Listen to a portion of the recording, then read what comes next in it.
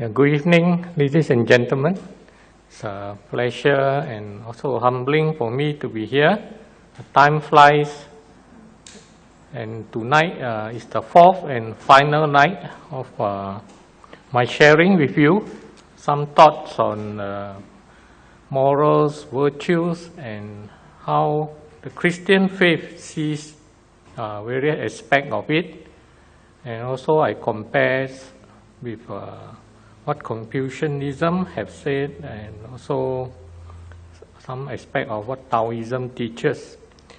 As I highlighted so many times in the past 3 nights, there are a lot of commonalities in the teachings, and also that we can appreciate one another better, and I think we can work for the common good.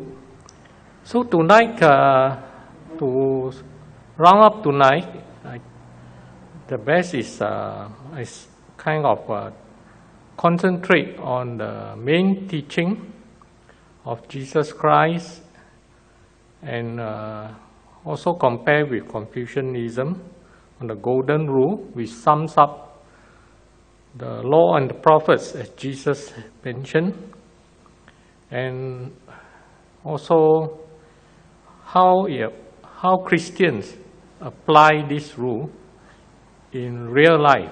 Because no point you just talk about this rule and then don't share and discuss further on how Christians actually apply this in their daily living, which is, I think, is even more important than just a concept. I think most of us are kind of familiar with the Golden Rule because it's cross-culture, cross-faith as well.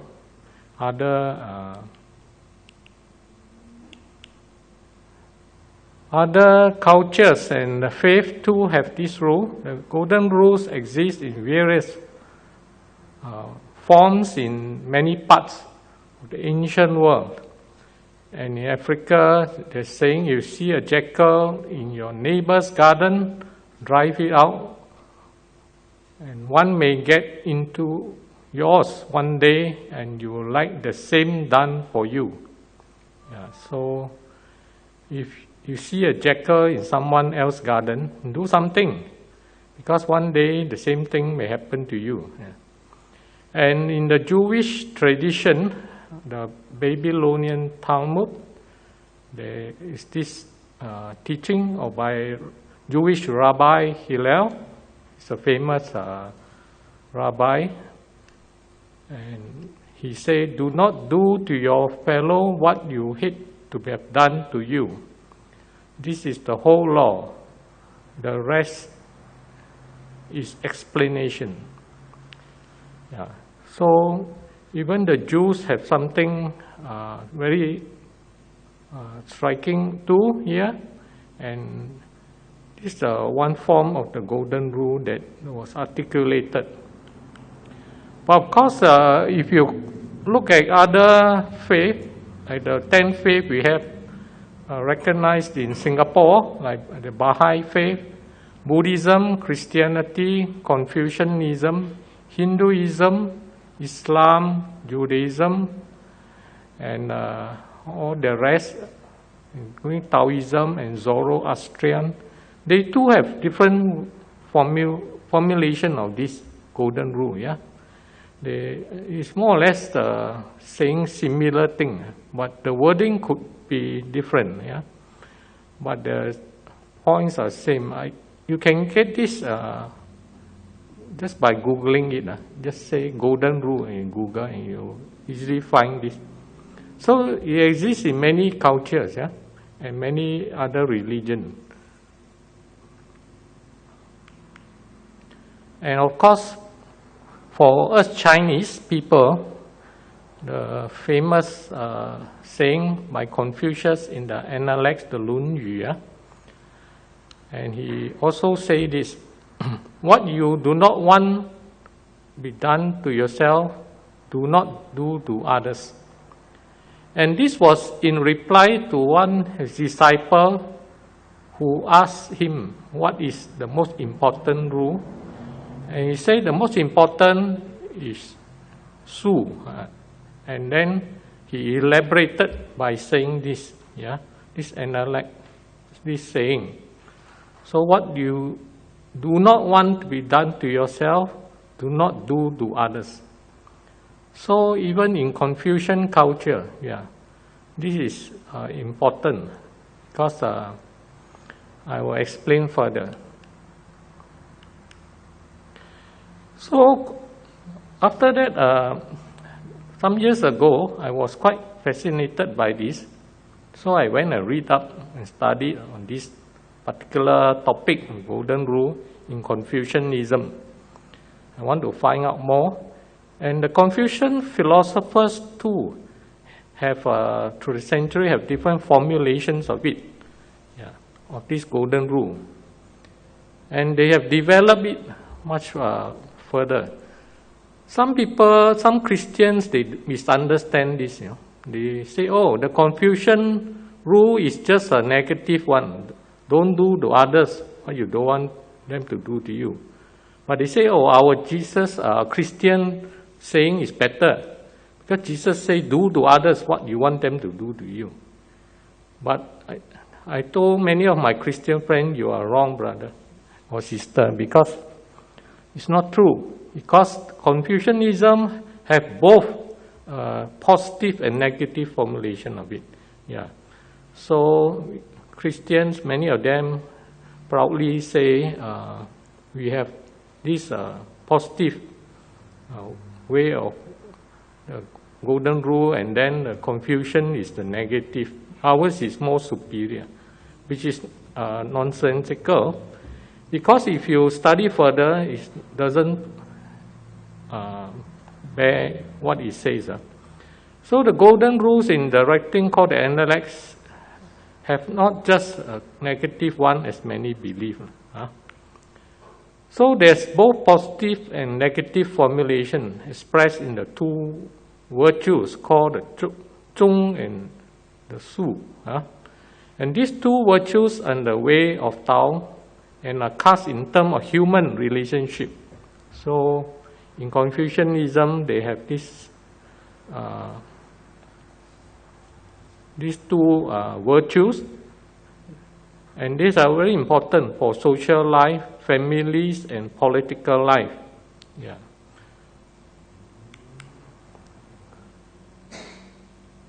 So for the Golden Rule in Confucianism, there is this casting in terms of precedence and authority, unlike formulation in other cultures. And just now I mentioned the two virtues, the Zhong, direct us to respect our behavior in our superiors. Example is how you serve your boss, your organization. If you are a manager, then do your work as a manager well. And we have to respect those in authority and do what is necessary. And as a servant of our organization, we will do our part. If you are a father, then do your part as a father. And if you are a mother, do your part as a mother.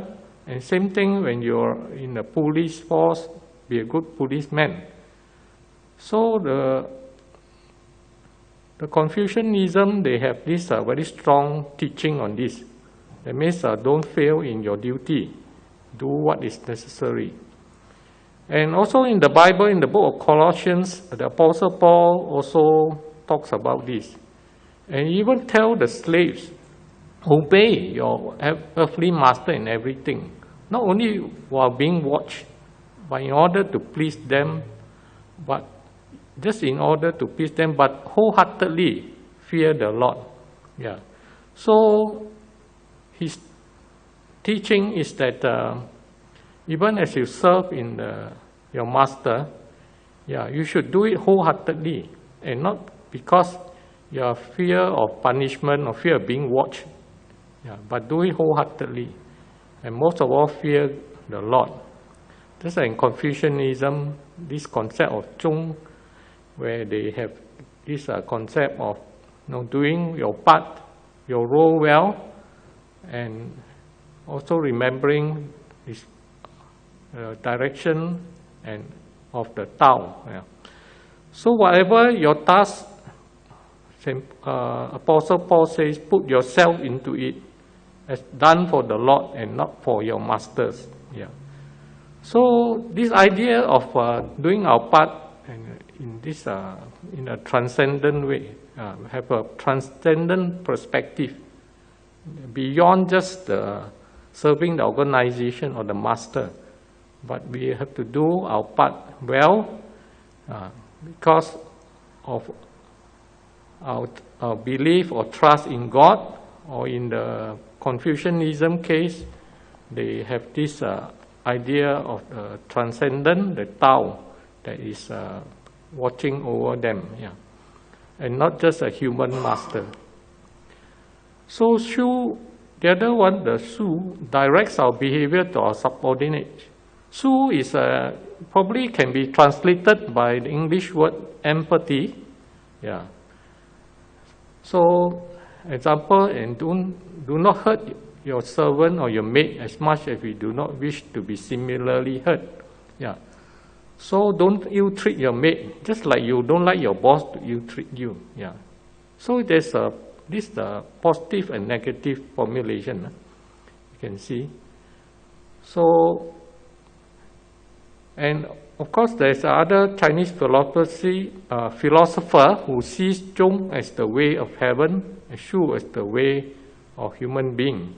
Yeah, empathy, the way of human being, and zhong, the loyalty, yeah, as the way of heaven. So this concept of the golden rule in Confucianism have positive and negative formulation as well.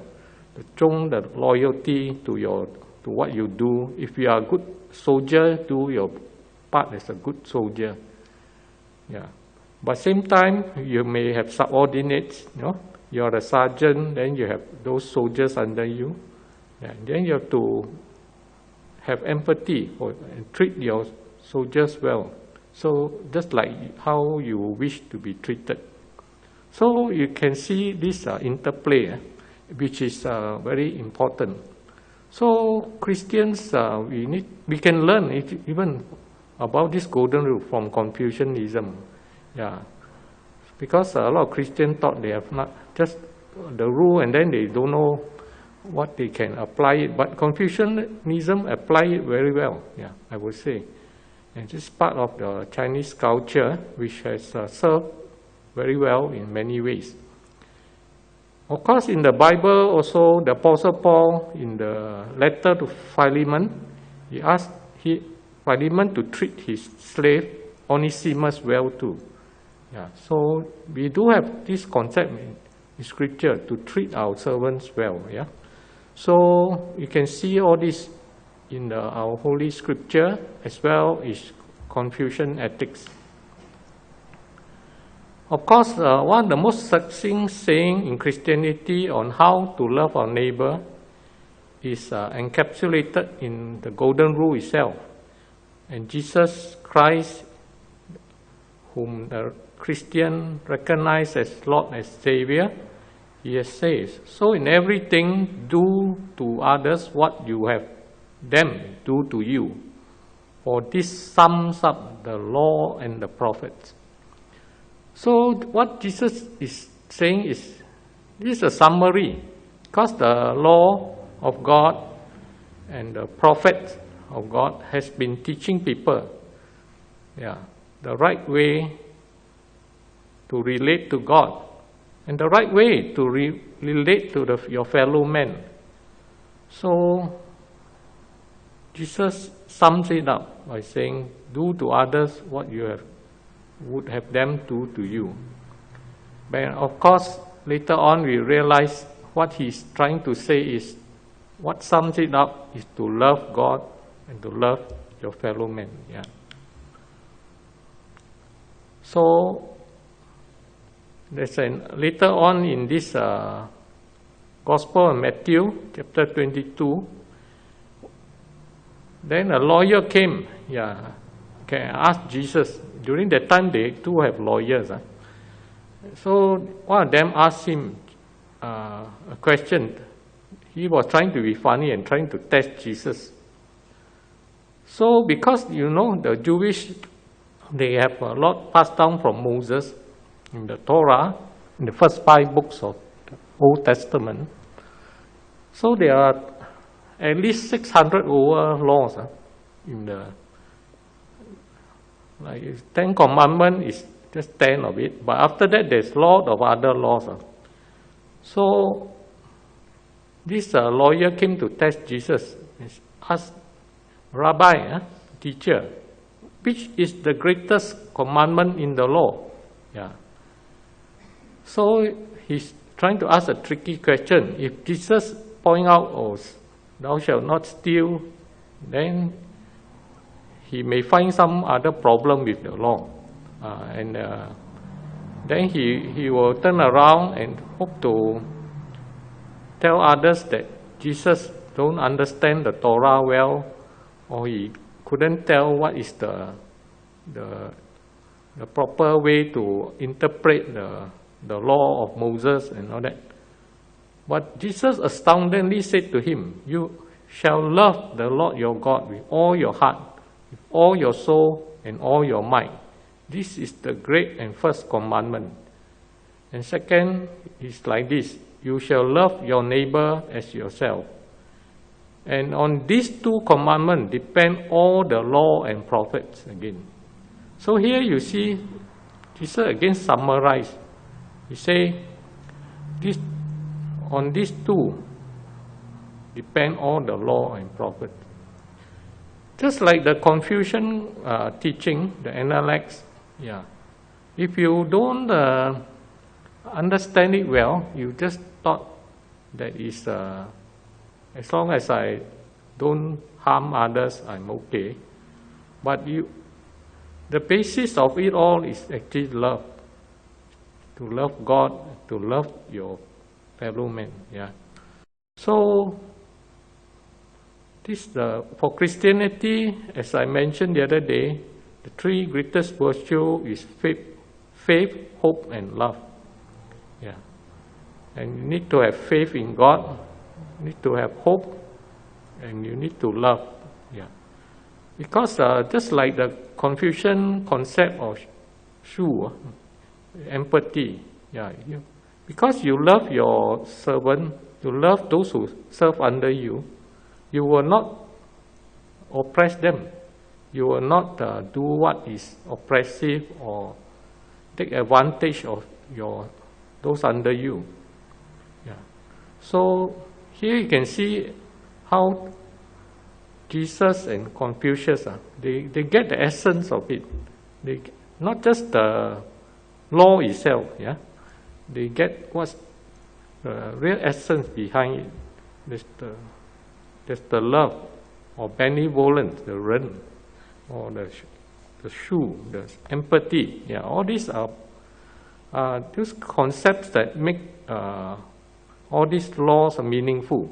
Because you cannot have just laws and then there's no essence behind it. Don't obey the law just for the sake of obeying the law, but your heart must be there. So the love must be there. That's what it teaches. Then of course in the Torah, the teachings in the Old Testament, it also there's a section among all those hundreds of laws.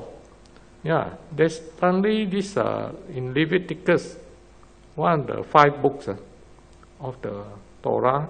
It says, love your neighbor as yourself. And literally it's mentioned there. And you can see God's heartbeat. And God tell them, when you go and harvest in the field, leave some. Don't gather every drop of the grain. Leave some for the poor and for the sojourner. Say, I am the Lord your God. Yeah. So, even being a farmer, they are told to care for the poor and the sojourner. And this is to love your neighbor. And you shall not steal, you shall not deal falsely, you shall not lie to one another, you shall not swear. So all this remind them of the 10 Commandments. And you shall not oppress your neighbor or rob him. You shall not curse the deaf or put a stumbling block before the blind. And then don't do injustice in court, and do not be partial to people or defer to the great. For the poor, you treat them badly, but those great people, VIP, you defer to them. And righteousness, you shall judge your neighbor, not in injustice, but righteousness. And don't go around slandering people. Do not hate your brother in your heart. And here also it says, reason frankly with your neighbor. In many places, neighbor quarrel bitterly among themselves. Even in Singapore, we have this problem because we stay in pigeonholes, those are apartment blocks. We don't have nice houses like yours. We stay in very close proximity. So often neighbors will have problem because sometimes the children in the house shout loudly. Then the neighbor get very agitated. Last time my children, they jump on the, because they are young, they like play and then jump on the floor. Then we hear suddenly the sound from the floor. After I think they took a broomstick, hit the ceiling, tap, tap, tap, tap, to remind us, hey, please keep quiet, your children are jumping on the. Then we know, because the neighbor poked something on the floor, must be a broomstick or hit the ceiling. And sometimes neighbors fight, and all that. But all this, suddenly they summarize it. Even in the Torah, you shall love your neighbor as yourself. So again, you see, it's summarized by love. Why you do all this? Because you love your neighbor. That's how Confucianism and Christianity, there's a reason for all this. So the summary of it all, to love your neighbor. So for our Lutheran Church, our founder Martin Luther, he talked about loving our neighbor also, in his commentary on Galatians. He said it's become necessary. Sincere preachers cultivate the doctrine of good work as diligently as the doctrine of faith. For Satan is the deadly enemy of both. So what he is trying to say is that preachers need to preach the gospel and also the law. That means they preach law and gospel. So in our church, we are trained to do that. You don't just tell people about faith. You also need to teach them about living. So there's the balance between law and gospel. You need to teach them about faith, but they cannot go and harm their neighbor and then say, that's why sometimes I feel very sad because sometimes we all go out to other countries. The Singaporeans, they are very fussy people. So because their country is well run, so they go other country, they complain like mad. One time we went to Malaysia, then for our retreat, church retreat. Then the bus was an Indian driver. Then he put, because he's Indian, his culture is like that, so he'll put certain kind of incense, like scent, in his bus.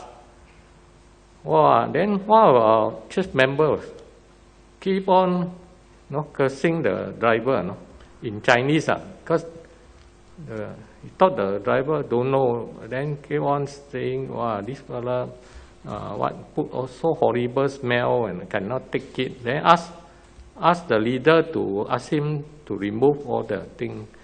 Then the Indian driver, they play Indian music, so irritate them because the bus journey quite long, you see. Then all of a sudden, I heard the lady, she complained, then suddenly go and tell the driver, do you believe in Jesus or not? My goodness, I think just now you're cursing the person, now you suddenly ask the fellow believe in Jesus. I say, you're complaining, then ask the leader complain to this driver, and then suddenly you go and ask, I don't want to share, so-called share the gospel. I think it's not the way, because, you can have your belief, but you must be sensitive to people first.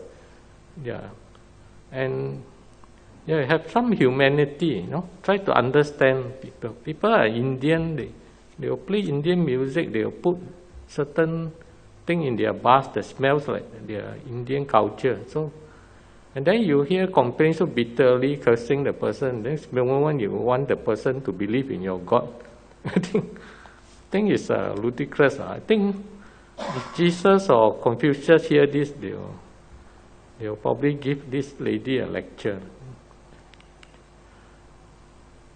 So sometimes when we go out, we see sad things like that. Frankly speaking, sometimes the day I was with another pastor, went to a car park. Then when we go to a car park to have food there, one of the food center, then this parking lot, because the car park was very full, so we waited. Then suddenly got one reverse out, you see, finish already. Then we want to park in. Then we didn't notice there's another car actually waiting. They both want to reverse into the lot at the same time, And the time is so exact, neither one can go in without disturbing the other one. Both also the time is the same. But I was already disturbed because my fellow pastor refused to give way. He said, we come first, we have the right. Then they almost, the other side was making all kinds of signs, asking us to let go. They come first. But he insisted this is right, and then he got angry with that. But I think it's not so good right to do that. Insisting on this type of thing. You're not loving your neighbor as thyself. So Martin Luther, he said, thou shalt love thy neighbor as thyself. That sounds short and easy, but show me the man who can teach, learn, and do this command perfectly. And he said, none of us heed or urge or practice this commandment properly.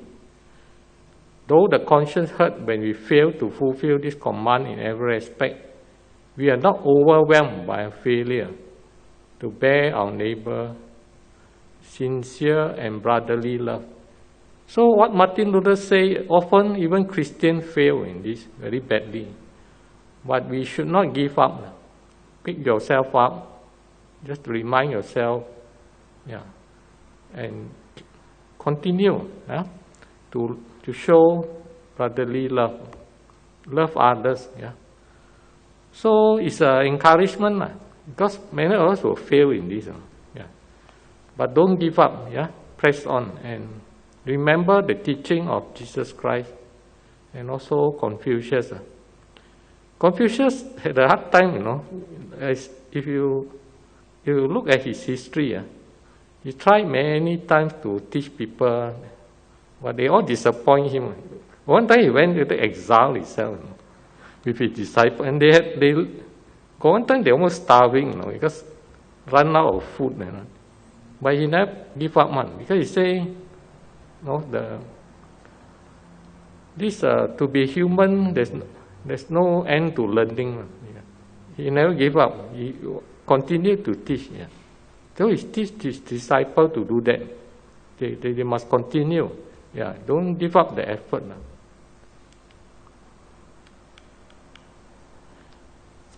So for us, for Christianity, loving our neighbor is also play out in our vocation, and there's a relational dimension. Just like Confucius pointed out, you have a family dimension, you have your work dimension, as well as political dimension. Yeah, if you are good, you are a ruler, do your vocation properly. Same for Christianity, we have this concept of vocation. Vocation, the word English word come from the Latin word vocare. It means to call, yeah, the call, to call people. So it's our calling in life. So some of us are called to be pastors, some are called to be Buddhist monk, or called to be some teacher, or called to be police or judge.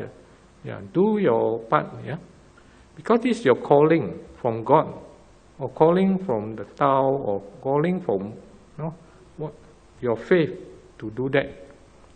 So, yeah, vocation have its challenges. Like in Christianity, we talk about the cross of vocation. Yeah, it's not easy, to be a mother. And some people have multiple vocations. They are working, and they have to take care of the children. And at home, they have to be housewife. Wow, the multiple hats they wear. But it's their calling in life. And it's quite challenging. And sometimes it is a lot of challenges. But we must have this strong idea, like Confucius and Christianity teaches. And our vocation, man does work which affect the well-being of others. Yeah, because God created the whole world, right? And then He created trees, animals, So these are all His gifts to us. So your Taoist maybe believe it's the work of the Tao or the nature that created all this. Yeah. Well, for us, we believe God created. But God, He created the fish. So some are called to be fishermen. So they fish. Right? And then some are called to be merchant. And then they'll buy the fish. And that's how you get your fish to eat. So similarly, some are called to be carpenter. Like Jesus Christ grew up as a carpenter, as a trade. Yeah. Although He's the divine and human, he still worked, He learned from his father Joseph to be a carpenter. So we give dignity to work. Yeah, we should not think of our work as meaningless. Yeah. So it's for the well-being of others. Yeah. So God gives His gifts through earthly vocation towards man's life on earth. Through farmers, fishermen, hunters, and also preserve peace through princes, judges, and powers, and knowledge and education through teachers and parents. Yeah, so all these vocations are God's way of how He gives His gift, through people to other people. So this whole idea of vocation is very important. And through like a monk or preacher's vocation, God gives the forgiveness of sin. Thus love flow from God to human being through vocations.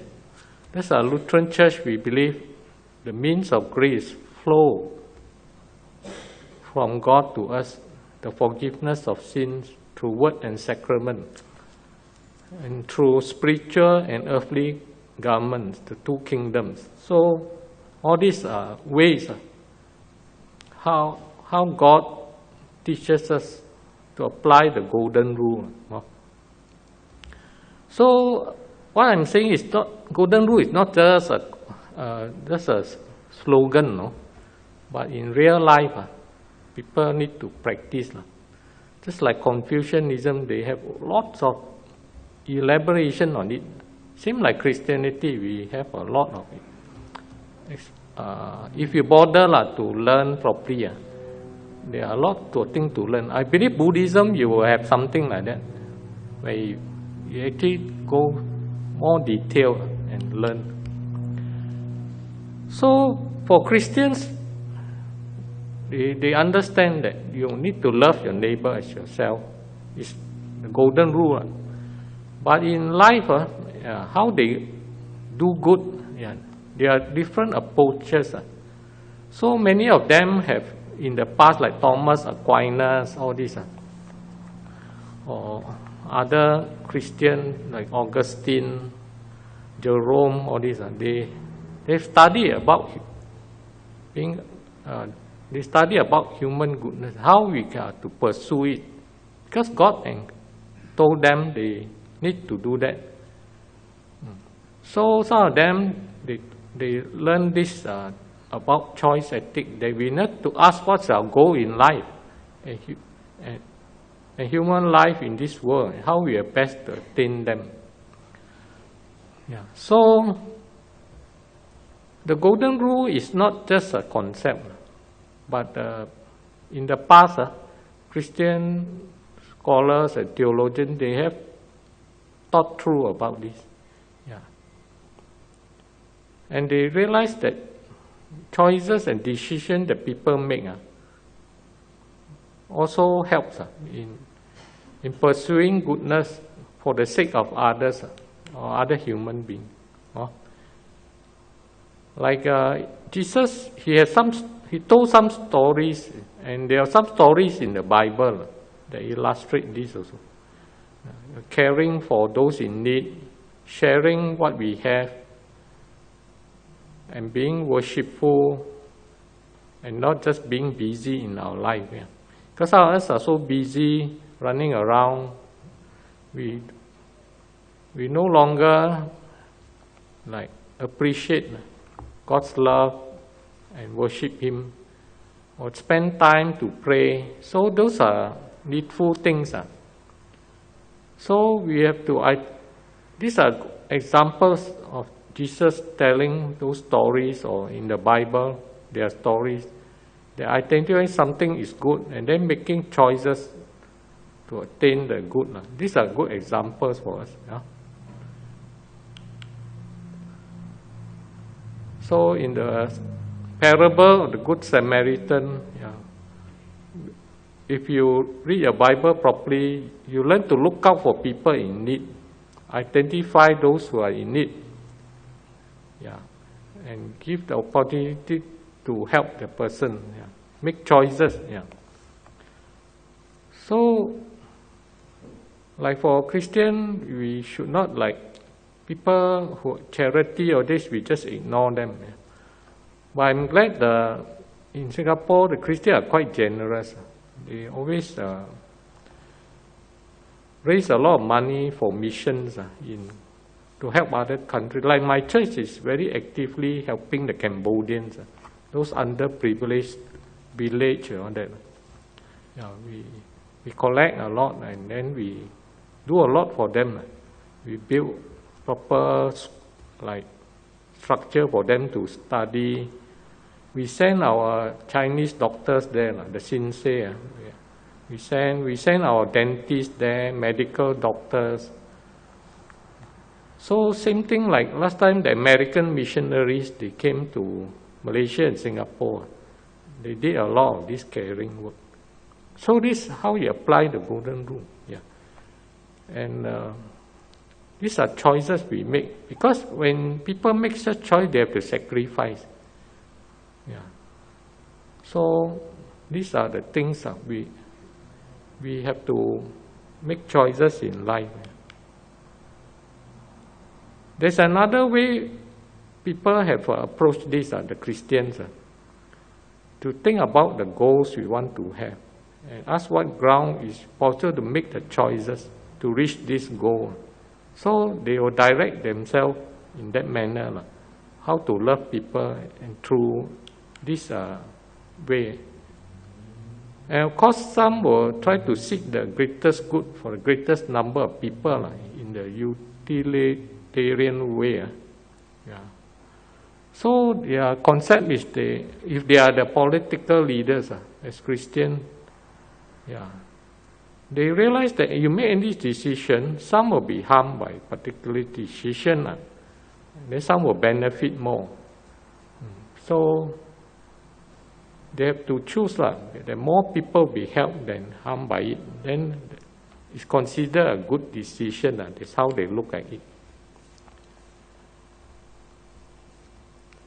Then, of course, one of the approach in Christianity is called virtue ethics.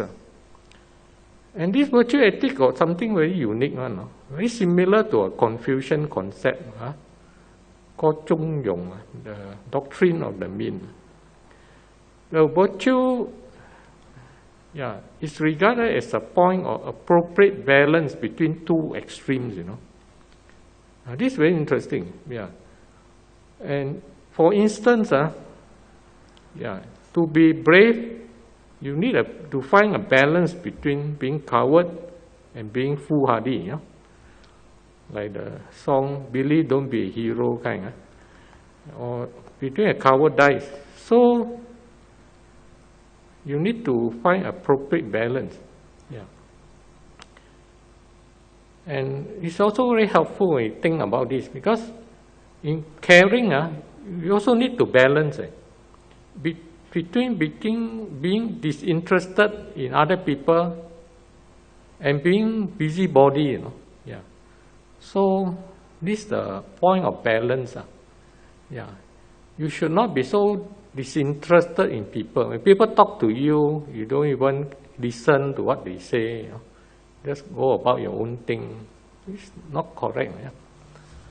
But you cannot be so busybody also. Keep on asking the person, can I know, tell me. Then people share with you something, then you keep on prying into the thing. It scares people off. So there's a point so a virtue is something that's ability to balance between all this. And surprisingly, when I study about this, Confucian ethics also got something very similar called 中庸, which is a doctrine of the mean. That means also you need to balance between extremes in life. You have to balance. If you are, that's why when you are in various calling, like Confucius, the Confucian leader will teach you, if you are a soldier, you also need to understand this doctrine of the mean. Don't go to extreme, where you become such a horrible fighter that you kill without blinking an eye, which is like bravery. But at the same time, you have no feeling to people. And then you slaughter people and don't have no feeling for people. Or you become so foolhardy, you care so much until your own army is destroyed. So this doctrine means very important in Confucianism. For example, in the movie, if you see the Confucius movie, that time, they have this strange practice. When the emperor dies, the servants also must die together with their whole family. They will drag, the soldier will drag those who working in the imperial to serve the emperor all go and die together. They will drag them, then put them in a cave, then shut it with stone. Then in the show, it shows the one young servant, the small young kid, escaped, run away. He was chased by all the soldiers. Then Confucius, one of the disciples, pitied him and took him, and then tried to hide him from the soldiers. And then Confucius defended this kid, and this kid was spared the punishment, because the Confucius reasoned with the Duke about this. One of the high position officer in the army. Confucius was able to convince him using his virtue concept. Yeah. About you can spare animals. How come you cannot spare your own human being? And it's not the right thing to do. So all these are important. So a virtue is a point of appropriate balance between extremes. Yeah. And then in the medieval age, they have this Dante's. He had this poem, Italian poet. He wrote this Divine Comedy. Yeah, this Christian understanding of virtue, and then he depicted his journey in this poem about his journey from inferno to purgatory and all that. Some kind like the hell like that. The medieval.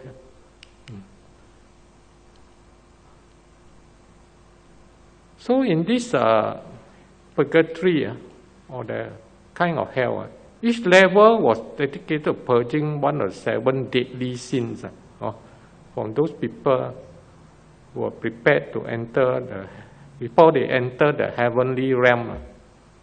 And the goal of each rung is to teach people to find the appropriate mean between the sin in its positive and its negative form.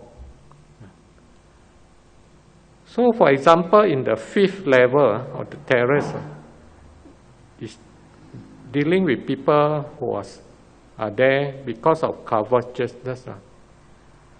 So, you will find people who are greedy, avaricious or greedy there. And these people are those who seek to acquire and hold on to earthly goods. But they also, this level also has the other kind, the other extreme. People who spend in excess. Yeah, those who are prodigal in a sense. That means don't care about money, just spend that kind. So one hold on to too many possessions, while the other one give them up too freely. Yeah. So each represent an extreme. So the virtue that's taught in this level is that we should be thrifty, having a proper perspective on the value of possessions. And in Confucianism, the doctrine of the mean will agree with this, because it's not a matter of possessions, but you should not be too greedy. Neither should you just be too free and spend those. So, and then your family end up in ruin because you give them away very freely. So, this doctrine of the mean is very important, mentioned by Confucius, which he teaches. That's why in Confucius' life, he also,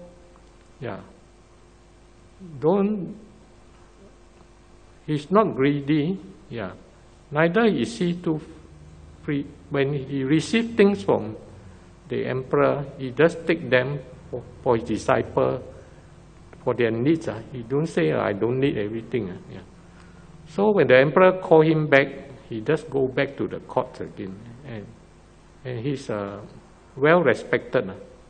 So you can learn a lot in Christianity as well in Confucianism. Very similar kind of concept. But of course, there are other ways of looking at how to apply the golden rule is by using as a rule ethics. Because there's in the scriptures or even in Confucianism, there are clear expectations to how to live their life, and these rules must be followed. And then people who don't follow those rules will suffer. Just like I believe in Buddhism, you will have your precepts and your teachings. People who ignore all these rules, they will pay a price for it. you will suffer retribution. And then for us Christianity, we believe each has a duty and response to God. Because God has been gracious, you need to respond. Cannot just don't respond. So that's why Jesus teach you love your God and you love your neighbor as yourself. So we are taught the proper way is you cannot just be a holy person and then don't care about your own family. The other time I mentioned about filial piety. This guy, he say, I give all my money to the temple. Then his parents asked him, he say, I got no money, all given to the temple. Then Jesus told this story to say, you must honor your parents also. Don't go and give all your money to the temple and then say no money for parents. So all these need to be taught properly. The duty, various duty and your vocation. If you are the son, you do your part as a son. And if you are employee, then do your fair share for the company. So in the Bible, God just give various commands. So in each of our books, our religious books or Confucian texts or your Buddhist scripture, I believe there's a list of things that will tell you and the responsibility. But at least for this, we can agree there's it's towards a common goal. For Christianity, it's the golden rule. This common goal is to love God and to love your neighbor. So you have this vision.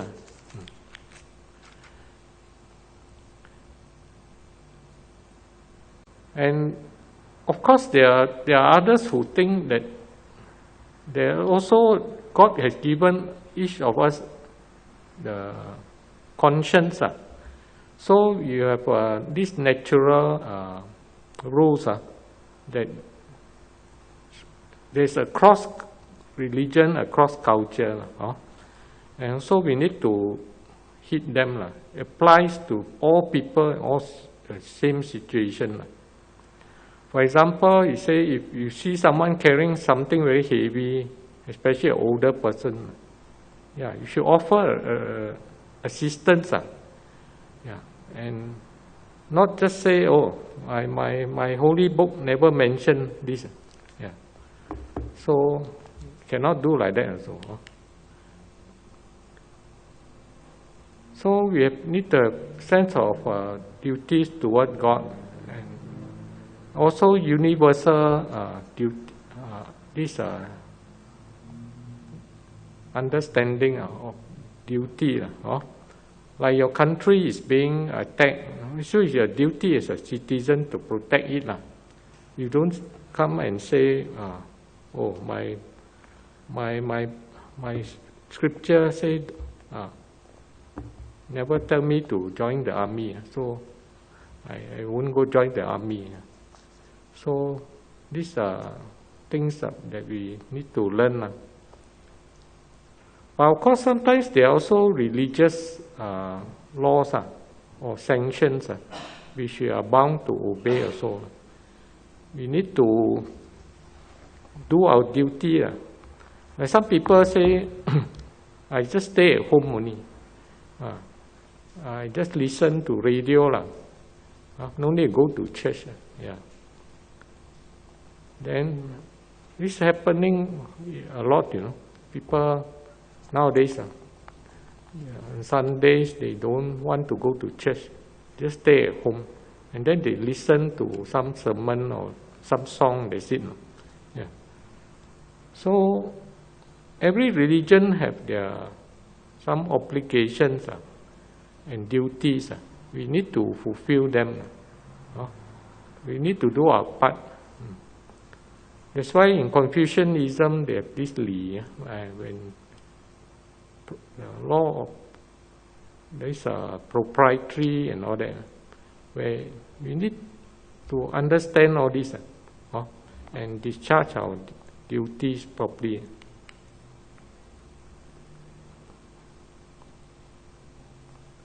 And of course, natural laws also tell us what is inherently right and wrong. And some of these things never change. And they apply to all contexts and all cultures. For example, it's wrong to steal. Stealing, no culture will say it's okay. It's a natural laws. You cannot just anyhow steal your neighbor things. So these are things we need to know. So all life is a gift from God, and all life in some sense sacred. These are also natural laws. That's why in the Catholic Church, the moral teaching opposes anything that prevent continued life. That's why the Pope and all that, they will oppose like abortion. They oppose the way refugees are handled, euthanasia, death penalty, and all that. Some form of birth control. So all this because they recognize all life is a gift from God.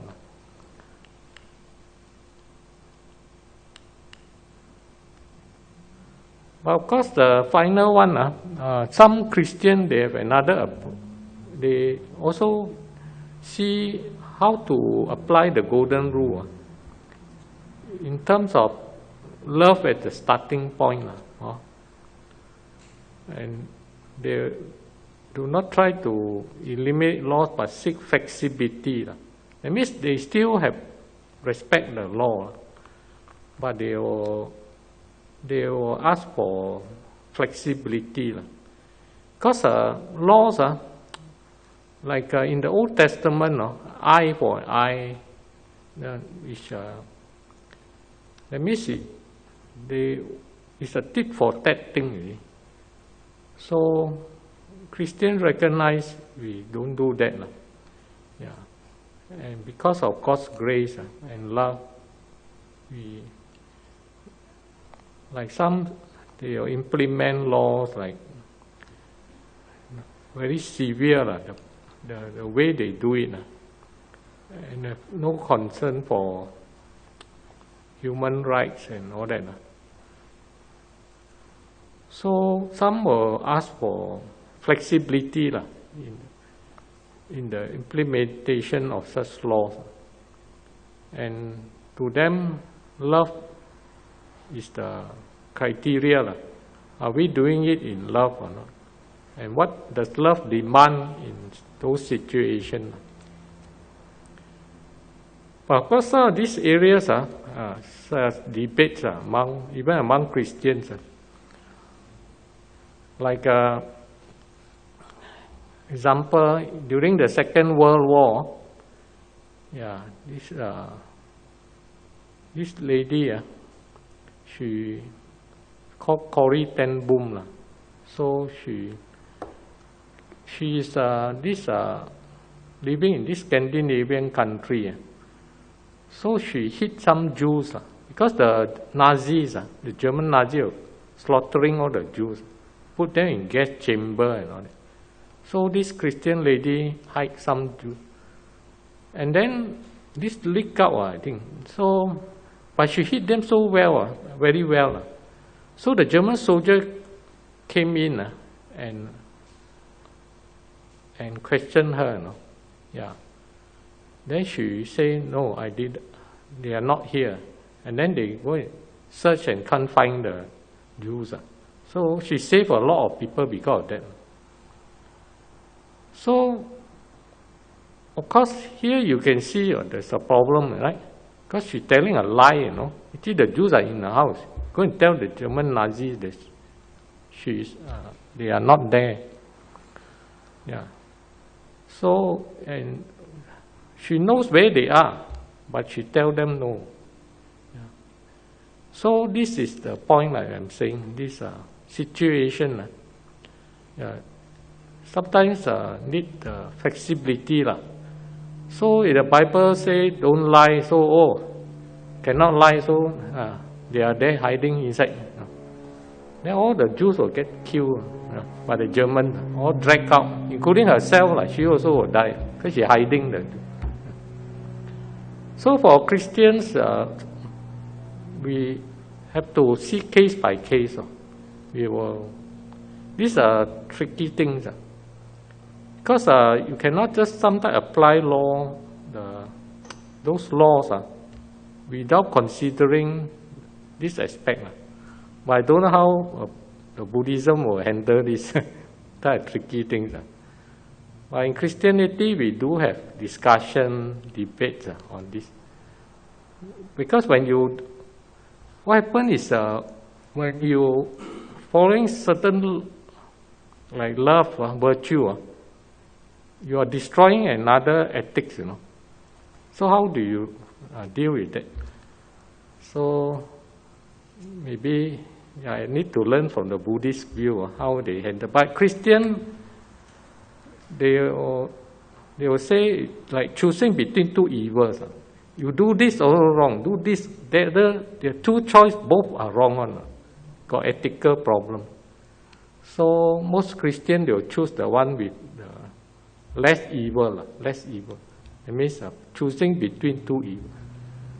But both are evil. So what we do as Christians, we will, after that, confess.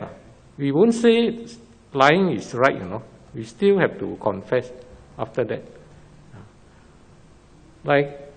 For doctors, they also have this problem because sometimes they will tell the family, you cannot tell this person because the person is going to die already, Then they will tell the family member, don't go and tell him he will be dying within this week because he will die faster after that. So the family, what to do? You cannot go and tell him the truth. Tell this doctor. But of course, some ethicians will say, no, you should still tell the person. How you know he cannot take it? So all these are tricky ethical issues. When we apply the golden rule, the concept is a general thing, but how it works down, all these to have balance, to be flexible, and also to apply rules properly.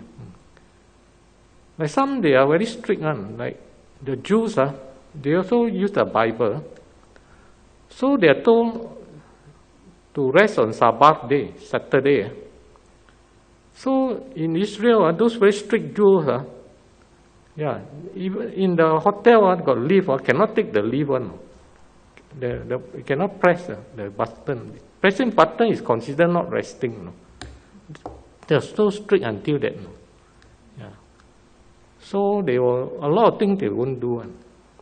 So like example, if we have certain important prayer for the country of Singapore, on Saturday the Jews will never come. They won't come whatever you say. So sometimes, different religion approach it in a different way. But for Christianity, we will call for flexibility. Because the Lord Jesus got one time encountered this. On Saturday, his disciples were very hungry. When the Jews, they're not supposed to work on Saturday.